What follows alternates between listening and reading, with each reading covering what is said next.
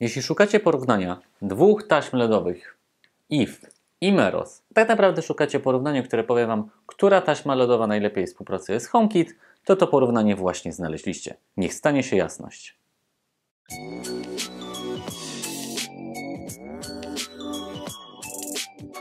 W mojej prawej ręce mamy IF Lightstrip, czyli taśmę LED od znanego producenta IF, który bardzo długo współpracuje z HomeKit, bo jak wiemy IF lubi HomeKit, HomeKit lubi IF. A po mojej lewej mamy Merosa, czyli stosunkowo młodego producenta, który podbija rynek dosyć dobrymi produktami w bardzo dobrej cenie. Więc od tego zaczniemy dzisiejsze porównanie. Ten pasek, który jest tutaj obok mnie, po mojej prawej, 2 metry kosztują prawie 400 zł. Tutaj mamy 10 metrów za niecałe 200 zł. Więc no cóż, cenowo kompletna przepaść. Po mojej prawej mamy pasek, który jest RGBW, czyli ma dedykowaną diodę dla światła białego.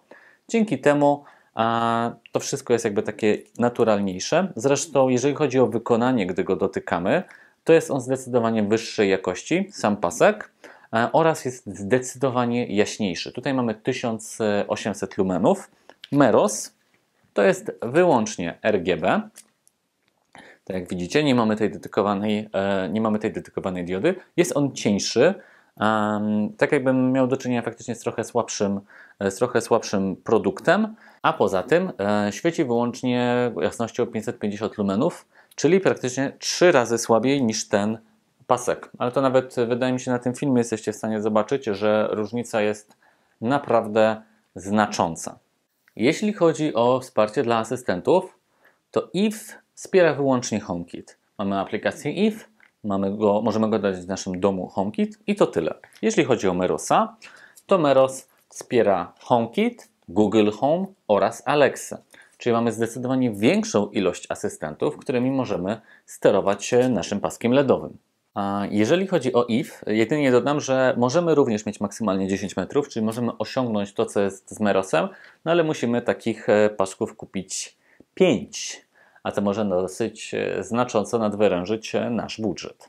Przejdę teraz do aplikacji i pokażę Wam, jak oba z tych pasków LEDowych wyglądają w swoich własnych aplikacjach oraz aplikacjach asystentów. Zacznijmy od HomeKit, no bo obie te taśmy pasują idealnie do HomeKit. Jak widzicie, obie wyglądają identycznie.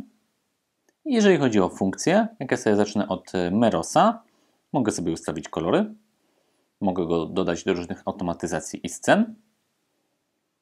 IF, te same kolory, tak jak widzicie, i te same automatyzacje i sceny. Tutaj tym się kompletnie niczym nie różni.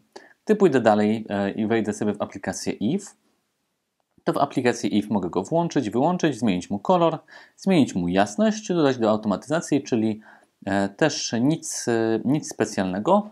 Jedynie jeżeli chodzi o IF, to podejrzewam, że on wkrótce będzie wspierał Thread, czyli nowy system komunikacji od Apple'a, bo IF dodaje to do kolejnych swoich produktów. Jeżeli chodzi o Merosa, przejdziemy jeszcze może do aplikacji Meros, no to ten Lightstrip też pozwala nam na zmianę koloru, zmianę jasności, a także różne rutyny, które mamy jakby zdefiniowane w nim. Tego nie mieliśmy w IF oraz Google Home, czyli możemy go tutaj wyłączyć albo włączyć w samym Google Home. Więc jeżeli chodzi o aplikację, no to zdecydowanie wygrywa Meros. Czas zatem na podsumowanie naszego porównania. Dla kogo jest IF, dla kogo jest Meros? IF jest dla osób, które, no cóż, nie boli je to, że muszą wydać naprawdę sporo pieniędzy na paski LEDowe, które szukają naprawdę dobrych, wysokiej jakości produktów RGBW, wyłącznie dla HomeKit. A Meros jest dla wszystkich innych, bo jest zdecydowanie tańszy, ma więcej opcji w aplikacji, ma wsparcie dla poza HomeKitem Google Home oraz Alexy, no ale mamy tutaj do czynienia ze zwykłym paskiem RGB, który, no cóż, pytanie, na jak długo on się dobrze utrzyma. Jak Wam wspominałem w moich poprzednich filmach, no ja swoje LEDy, które były już bardzo tanie, zamontowałem około 2 lata temu w moim mieszkaniu i niestety, ale już trzeba je wymieniać.